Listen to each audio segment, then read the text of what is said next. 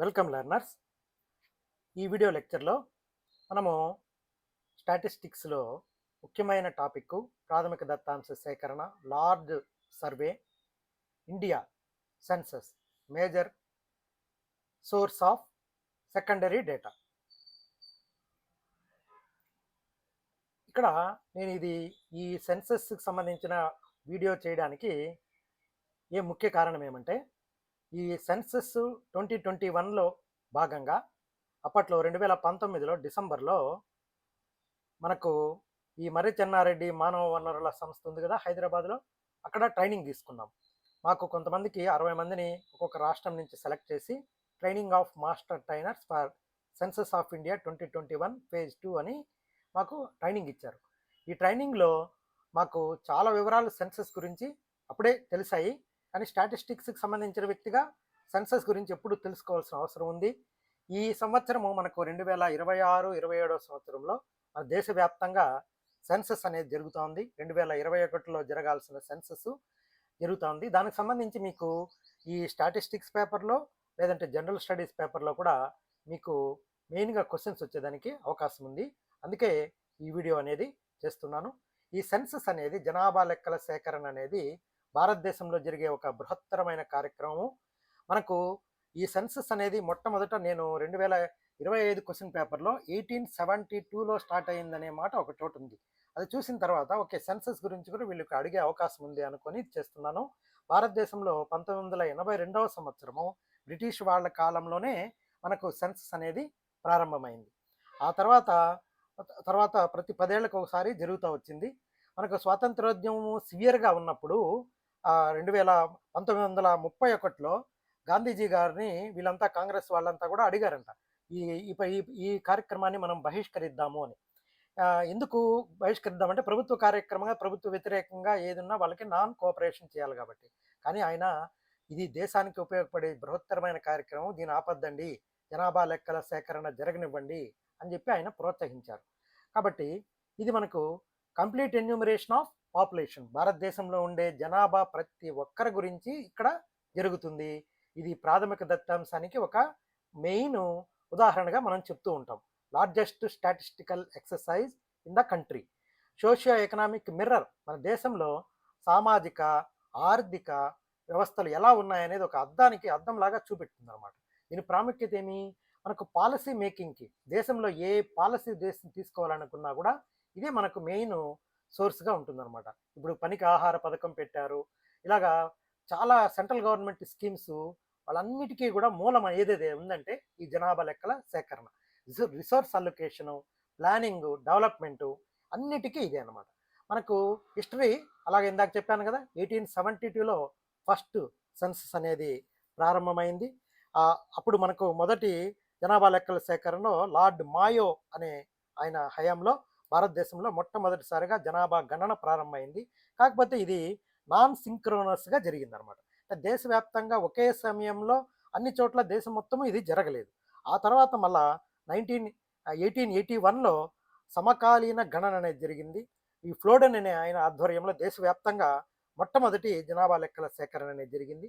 ఆ తర్వాత ప్రతి 10 ఏళ్ళకు ఒకసారి డెసేనియల్ సెన్సస్ అనేది జరగడం అనేది ఆనవాయితీగా మారిందనమాట. మనకు ఈ సైంటిఫిక్ సెన్సస్ అనేది 1881 నుంచి స్టార్ట్ అయింది, కండక్టెడ్ ఎవ్రీ 10 years వన్స్. ఇవి ఇంపార్టెంట్ ఈవెంట్స్. మన సెన్సస్లో మనకు ముఖ్యంగా గమనించినవి ఏమంటే, 1921లో గ్రేట్ డివైడ్, నెగటివ్ గ్రోత్ అనేది మన దేశంలో ప్రారంభమైంది. ఆ సమయంలో ఎక్కువ సంక్షోభాలు, కరువు కాటకాలు, వ్యాధులు, వాటి వలన ఎక్కువ జనాభా చనిపోవడం వలన మనకు పాపులేషన్లో వృద్ధి లేకుండా పాపులేషన్లో ఒక కిందకి వెళ్ళడం అనేది స్టార్ట్ అయిందనమాట. అంటే మనకు నెగటివ్ గ్రోత్ అనేది అక్కడ రికార్డ్ అయింది. ఆ తర్వాత లాస్ట్ క్యాస్ట్ బేస్డ్ సెన్సస్, అంతకుముందంతా కూడా క్యాస్ట్ బేస్డ్ సెన్సస్ జరిగింది.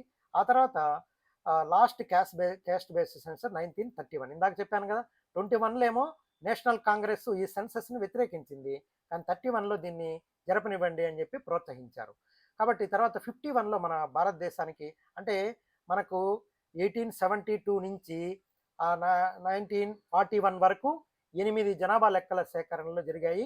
ఇవన్నీ కూడా మనకు తర్వాత మనకు 2011 వరకు ఇది 15th సెన్సస్ అనమాట. అంతకుముందు ఇది మనకు ఈ దీంట్లో ఫామ్లో చూసామంటే కరెక్ట్గా తెలుస్తుంది చూడండి. ఇది నేను ఈ సెంట్రల్ రిజిస్టర్ ఈ సెంట్రల్ హోమ్ అఫైర్స్ డిపార్ట్మెంట్లో మన సెన్సస్ ఆఫీస్ నుంచి డౌన్లోడ్ చేశాను. సెన్సస్ క్వశ్చన్స్ 1872 టు 2011 అని ఉన్నాయి. ఒక్కొక్క సెన్సస్లో వాళ్ళు ఏం క్వశ్చన్స్ అడిగారు అనేది వాళ్ళు డీటెయిల్గా ఇచ్చున్నారు. ఇక్కడ మొత్తం 17 క్వశ్చన్లు అడిగాడు 1872లో హౌస్ రిజిస్టర్ అని చెప్పేసి. ఇవి మీరు జాగ్రత్తగా చూసుకోవాలి, ఎక్కడ చేంజ్ వచ్చింది అనేది చూసుకోవాలి. ఇవేమి ఎక్కువ మారలేదు, ఏమేమి యాడ్ అయింది, ఏమి డిలీట్ అయింది అనేది చూసుకోవాలి. ఇది మొదటి సెన్సస్ 72. ఆ తర్వాత 1881 సెన్సస్ షెడ్యూల్ అన్నారు. ఆ తర్వాత 1901 ఇక్కడ 3 అయినాయి, ఇక్కడికి 4, 11, 5, 21, 31లో 6, 41లో 7, మొత్తం ఎన్ని అయినాయి చూడండి. 72, 81, 1, 11, 21,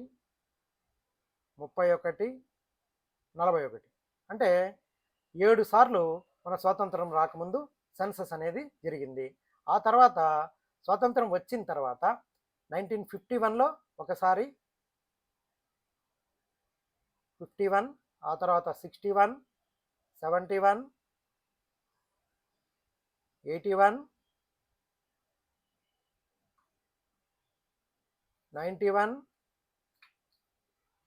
2001,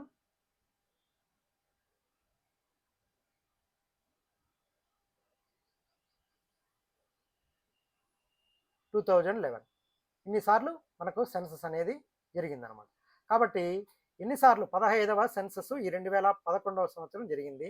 మన 2012వ సంవత్సరం 2021లో కానీ సెన్సస్ జరిగి అది 16వ సెన్సస్ అయిండేది. ఇప్పుడు జరిగేది 16వ సెన్సస్. కాబట్టి మీరు ఈ క్వశ్చనీర్లో జాగ్రత్తగా ఏమేమి యాడ్ అయినాయి చూడండి. ఇక్కడ ఫర్టిలిటీ అనేది లేటెస్ట్గా యాడ్ అయింది.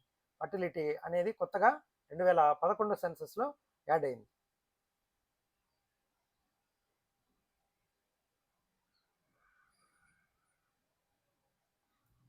కాబట్టి మనము ఈ సెన్సస్ ఎన్నిసార్లు జరిగిందనేది జాగ్రత్తగా చూసుకోవాలి.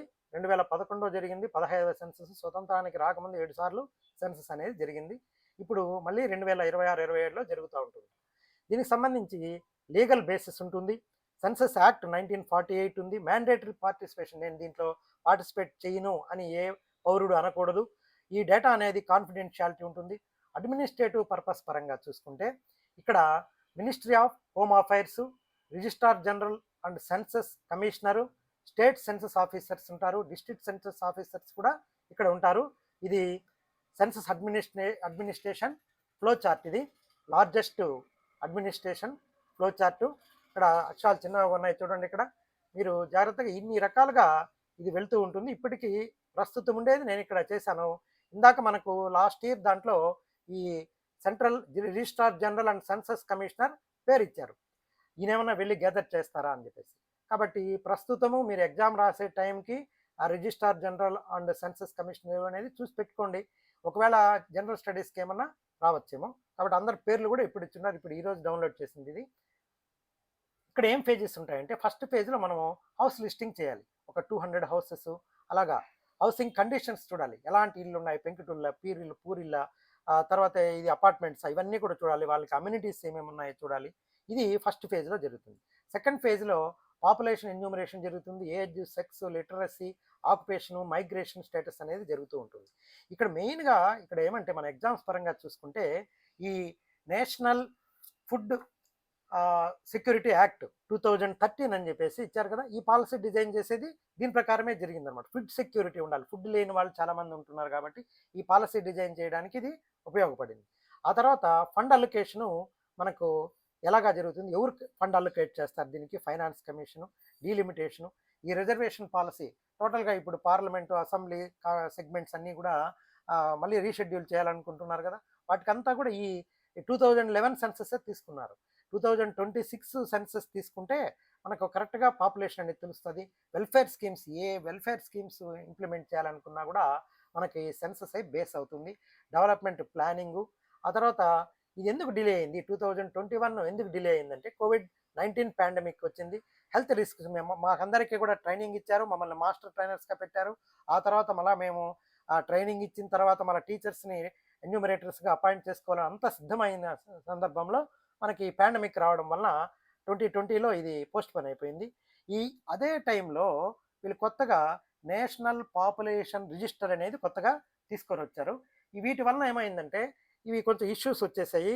వీళ్ళు దానికి కొంత వ్యతిరేకత వచ్చింది.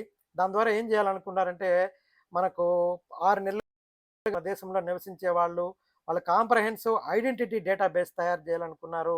Target delivery of welfare schemes ఎవరికి అందుతున్నాయనేది చూసుకున్నారు. ఇంటర్నల్ సెక్యూరిటీని స్ట్రెంథన్ చేయాలనుకున్నారు. పాలసీ ప్లానింగ్కి సపోర్ట్గా చేయాలనుకున్నారు అనమాట. కానీ మనకు ఇవి ఆ టైంలో వీటి మీద వ్యతిరేకత రావడము, ఈ నేషనల్ పాపులేషన్ రిజిస్టర్ ఖచ్చితంగా చేయాలని ఎక్కువ పట్టుబట్టడం ఇవంతా కూడా జరిగాయి. కోవిడ్ పాండమిక్ వచ్చిన తర్వాత డిలే అయిపోయిందనమాట. డిజిటల్ సెన్సస్ ప్రిపరేషన్ కూడా 2021లోనే స్టార్ట్ అయింది. ఈ హౌస్ హోల్డ్ ఎన్యూమరేషన్‌కి ప్రతి దానికి కూడా యాప్ అనేది వాళ్ళు తయారు చేశారు. బడ్జెట్ కన్‌స్ట్రెయింట్స్ వచ్చేసాయి. ట్రైనింగ్ రిక్వైర్మెంట్స్ ల్యాక్ అయిపోయిందనమాట. ఇప్పుడు సెన్సస్ జరుగుతున్నాయి. ఇది digital data collection, mobile applications అన్నీ తయారు చేశారు. Self enumeration, real time data, inclusion of transgender category, technology driven census అనేది ఈ 2026-27లో జరుగుతుంది. కీ కాన్సెప్ట్స్ ఏమంటే మనం పాపులేషన్ డెన్సిటీ కనుక్కోవచ్చు. ఒక చదరపు కిలోమీటర్కి ఎంత జనాభా ఉన్నారు, ఏ రాష్ట్రంలో ఒక చదరపు కిలోమీటర్కి ఎంత జనాభా ఉన్నారు, ఏ ప్రాంతంలో ఏ జిల్లాలో డెన్సిటీ ఎక్కువ ఉంది అనేది చూసుకోవచ్చు. సెక్స్ రేషియో తెలుస్తుంది. ఇది చాలా ముఖ్యమైన ఇది పురుషులు స్త్రీలకి నిష్పత్తి అనమాట. అది చాలా కీలకమైంది. చైల్డ్ సెక్స్ రేషియో అనేది తెలుస్తుంది. ఇప్పుడు చూడండి, ఇప్పుడు మన స్టాటిస్టిక్స్ పరంగా మనం gross enrollment ratio, net enrollment ratio అనేది చూస్తాం కదా. భవిష్యత్తులో మనం అందరం కూడా ఇప్పుడు అందరూ చెప్తున్నారు 2047 అంటున్నారు. 2047లో మన జనాభా ఏ రకంగా అభివృద్ధి చెందుతుంది, డిక్లైన్ లేకుండా ఇది ఇలాగే గ్రోత్ ఉంటుందా లేదా అనేది డిసైడ్ అవ్వాలంటే ఈ ఫిమేల్ సెక్స్ రేషియో అనేది తెలియాలి. ఇప్పుడు ఈ సంవత్సరంలో 2026లో పుట్టిన వాళ్ళు 20 ఏళ్ల తర్వాత ఫిమేల్ అనేవాళ్ళు వాళ్ళు తల్లులుగా తయారవుతారనమాట. కాబట్టి ఈ ఈ సందర్భంలో 2000 సంవత్సరం నుంచి మన జనాభాలో కానీ స్త్రీల జనాభా తక్కువైందనుకోండి, రాబోయే తరంలో స్త్రీల జనాభా లేకపోతే మనకు జనాభా గ్రోత్ అనేది ఉండదు. కాబట్టి స్త్రీల జనాభాని మనం జాగ్రత్తగా కాపాడుకోవాల్సిన అవసరము ఈ సెక్స్ రేషియో గురించి ఉంది. మీరు చూడండి, గ్రాస్ ఎన్రోల్మెంట్ రేషియోము మనము చైల్డ్ మార్టాలిటీ చూడదు, female child mortality. Net reproduction రేట్లో మనం ఆ చైల్డ్ మార్టాలిటీ అనేది చూస్తాం అనమాట. ఈ లిటరసీ రేట్ అనేది చాలా కీలకము. మైగ్రేషన్ అనేది ఎలా జరుగుతుంది, ఎక్కడి నుంచి ఎక్కడికి వాళ్ళు మారుతున్నారు, ఏ రాష్ట్రం నుంచి ఏ రాష్ట్రంకి మారుతున్నారు, ఈ వర్క్ ఫోర్స్ పార్టిసిపేషను ఇవి తెలుస్తుంది. కీ హైలైట్స్ అనేటివి ఇవి ఎన్నోసార్లు మీరు చూస్తూ ఉంటారు. మీరు ఆల్రెడీ చాలామంది ఈ జనరల్ స్టడీస్ ఎగ్జాము వీళ్ళకి ఏపీపీఎస్సీలో రాస్తున్నారు కాబట్టి మీకు తెలుస్తుంది. మనకి ఇప్పటి వరకు అంటే ఇప్పటికైతే ఎస్టిమేట్స్ ఉన్నాయి. ఈ 2011 సెన్సస్ హైలైట్స్ అయితే 121.09 క్రోర్స్, పాపులేషన్ డెన్సిటీ 282 పర్ చదరపు కిలోమీటర్, సెక్స్ రేషియో ప్రతి 1000 మంది పురుషులకి 943 మంది స్త్రీలు మాత్రమే ఉన్నారు. లిటరసీ 74.04 ఉంది. హైయెస్ట్ పాపులేషన్ యూపీలో ఉంది. హైయెస్ట్ లిటరసీ కేరళలో ఉంది. మనము ఇక్కడ ఇది జాగ్రత్తగా చూసుకోవాలి. అంతకుముందు సంవత్సరానికి పోలిస్తే పాపులేషన్ 0.31% తగ్గింది 21 సెన్సస్లో. కానీ అంతకుముందు జనాభా తో పోలిస్తే 71లో హైయెస్ట్ గ్రోత్ రేట్ అనేది ఇంప్లిమెంట్ అయింది. ఎందుకు ఇంప్లిమెంట్ అయింది? దీనికి చాలా సామాజిక, రాజకీయ కోణాలు, ఆర్థిక కోణాలన్నీ ఉంటాయన్నమాట. మన దేశంలో ఈ మొదటి, రెండవ పంచవర్ష ప్రణాళికలు ప్రవేశపెట్టడం ద్వారా, ఆహార వృద్ధి సాధించడం ద్వారా, ఆహారం అందకపోవడం వలన చనిపోయే వాళ్ళు తగ్గారు. కాబట్టి జనాభా అనేది నికరంగా పెరిగి చాలా హైయెస్ట్ గ్రోత్ అనేది స్టార్ట్ అయింది. అంటే దాని మీనింగ్ ఏమంటే 1961 సంవత్సరంలో 100 మంది ఉన్నారనుకోండి, 71లో అది 124 మంది అయినారనమాట. అలాగా ఈ 2011 సెన్సస్ ప్రకారం 17.70 గ్రోత్ వచ్చింది. అంటే ఆ 2001 సెన్సస్లో 100 మంది ఉన్నారనుకోండి, 2011 సంవత్సరంలో 117 మంది అయినారు. 17% గ్రోత్ అయిందని అర్థం అనమాట. కాబట్టి ఇది నెగటివ్ గ్రోత్ వచ్చింది, హైయెస్ట్ గ్రోత్ వచ్చింది. డిక్లైనింగ్ ట్రెండ్ అనేది జనాభా ఈ పెరుగుదల చూడండి, 24 ఉంది కదా, అది 17కి వచ్చింది చూడండి. క్రమంగా తగ్గుతా వచ్చింది. 81, 91, 901, 1991 వాటిల్లో క్రమంగా 2001 వాటిల్లో తగ్గుకుంటా వచ్చిందనమాట. ఇప్పుడు ఈ డిక్లైనింగ్ ఉందా, ఇంక్రీజింగ్ ఉందా అనేది ఈ సెన్సస్ చూస్తే మనకు తెలుస్తుంది. కాబట్టి ఇక్కడ ఎర్లీ సెన్సెస్ గురించి ఒక అవగాహన ఉండాలి. మనకు ఏమేమి అడుగుతున్నారు, ఏ క్వెషనర్‌లో అంటే ఎక్కువ డీప్‌గా ఏమి వెళ్ళొద్దండి. ఒక్కసారి అలాగా చూసేసేయండి సరిపోతది. ఈ మోడర్న్ సెన్సెస్‌లో అయితే education levels, migration details, employment data, fertility data అనేది యాడ్ అయింది. ఇటీవల సెన్సెస్‌లో మీరు ఆ క్వెషనీర్ చూసారంటే తెలుస్తది. ఇక్కడ అడ్వాన్స్డ్‌గా డిజబిలిటీవి కూడా మనము ఇంక్లూడ్ చేశారు. లాంగ్వేజ్ ఇంక్లూడ్ చేశారు. 2011 సెన్సెస్‌లోనే అడ్వాన్స్డ్‌గా చేసుకోరు. Economic activity, migration, fertility, work participation. తర్వాత దీని యొక్క social planning, economic planning, public policy, research, governance, national డెవలప్మెంట్‌కి ఇవి బాగా యూజ్ అవుతాయి. మనం సమ్మరైజ్ చేస్తాము. మీకు ఆల్రెడీ నేను ఈ ఈ ఇది కూడా షేర్ చేస్తున్నాను. ఒక్కసారి అది కూడా చూడండి. ఇది ఈ డాక్యుమెంట్ మీకు షేర్ చేస్తాను. కాకపోతే ఇదంతా కూడా నేను ఇంటర్నెట్‌లో నుంచి డౌన్‌లోడ్ చేసింది. మీకు స్టాండర్డ్ టెక్స్ట్ బుక్స్‌లో అయితే మీకు చాలా బాగా ఉంటుంది. వీటిని అలాగా చూసుకున్నారంటే మీరు ఒకవేళ నాకు వీడియో చూసేదానికి టైం లేదన్నారనుకోండి, ఇది చదువుకుంటే సరిపోతది. కాకపోతే ఇంపార్టెంట్ పాయింట్స్ అనేటివి మీరు నోట్ చేసి పెట్టుకోవాలి. నియోజకవర్గాల విభజనకి, డీలిమిటేషన్‌కి, ఎంపీ, ఎమ్మెల్యేల స్థానాల సంఖ్య, నియోజకవర్గాల సరిహద్దులు నిర్ణయించడానికి లేటెస్ట్ జనాభా డేటా అత్యవసరం అనమాట. రిజర్వేషన్‌లు ఈ కోటా ఎంత పెట్టాలా నిర్ణయించడానికి ఇది జనాభా అనేది అవసరం అవుతది. ఈ డేటా మనకు వాట్సాప్ గ్రూప్‌లో షేర్ చేస్తున్నాను. అందుకోసమే నేను వాట్సాప్ గ్రూప్ పెట్టుకున్నాను. మనకి ఇక్కడ ఎట్లంటే మనం ముందుగా ఒక వీడియో చేస్తాము. దానికి సంబంధించిన డేటా పంపిస్తాను. ఇక్కడ చూడండి 901 నుంచి మొదటి క్రమబద్ధమైన గణన 20వ శతాబ్దంలో ఇక్కడ స్వల్ప వృద్ధి అనేది వచ్చింది 0.5%. ఇక్కడేమో డిక్లైన్ వచ్చేసింది. ఇది తగ్గింది. ఎంతంత గ్రోత్ అనేది ఇక్కడ ఇందాక డిస్కస్ చేశాను కదా! 11% గ్రోత్ వచ్చింది ఇక్కడ. ఇక్కడ 14% గ్రోత్. మన బిఫోర్ ఇండిపెండెన్స్ ఇది. ఇక్కడ 13% చూడండి. స్వాతంత్రం వచ్చిన తర్వాత 21% గ్రోత్ వచ్చింది 61లో. 71లో ఏమో 24.80% వచ్చింది. ఇట్లా ఆ తర్వాత మనకు 24.66 కొద్దిగా తగ్గింది. ఆ తర్వాత ఇంకా కొంచెం తగ్గుకుంటా తర్వాత తగ్గుతా వచ్చి ఇది లేటెస్ట్‌గా మనకు ఉండేదన్నమాట. మీరు ఏఎస్ఓ సంబంధించి ఇవన్నీ కూడా చూసుకోండి. మీకు ఇది ఒకవేళ సబ్జెక్ట్‌లో ఒక క్వెషన్ వచ్చినా మీకు ఉపయోగమే. ఒక ఇంపార్టెంట్ పాయింట్స్ ఏమన్నా ఉండి. లేదనుకుంటే మీరు జనరల్ స్టడీస్‌కి కూడా మనకిది ఉపయోగపడుతుంది.